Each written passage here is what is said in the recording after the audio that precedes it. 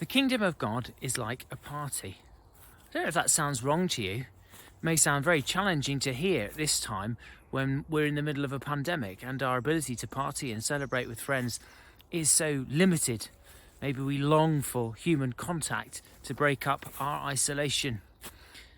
But consider this story from the Gospel of John. John chapter 2, a party at a wedding in Cana. Jesus is called into action by his mum, perhaps somewhat reluctantly, to spare the blushes of a host in a culture where hospitality is considered so important and where to fail in hospitality might open you up to social disgrace. What's the problem? Well, the problem is the host has run out of wine. Embarrassing. And so Jesus is called upon, and we know the sign, the miracle that happens as a result. Jesus turns water into wine, and not any old kind of wine, actually really, really good quality wine, and in huge quantities. And the writer of John's Gospel says something very interesting about that. The writer of John's Gospel says this sign is the first time that Jesus' glory is revealed. Imagine that. Jesus' glory is revealed in the turning of water into wine.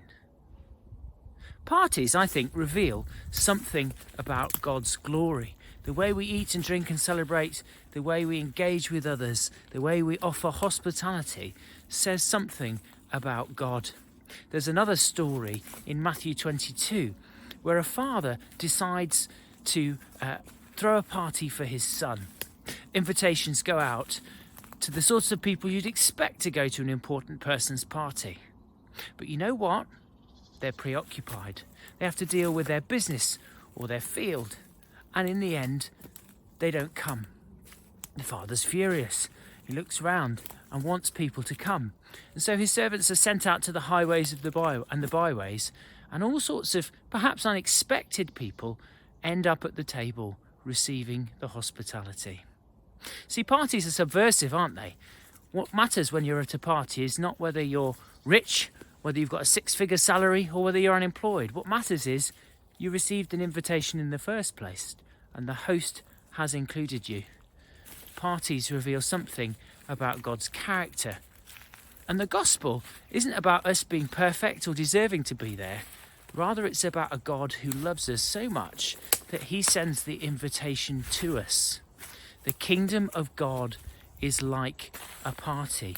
May our own parties, may our own eating and drinking, at whatever point in this pandemic we're allowed to do it again, reflect something of God's grace and God's glory.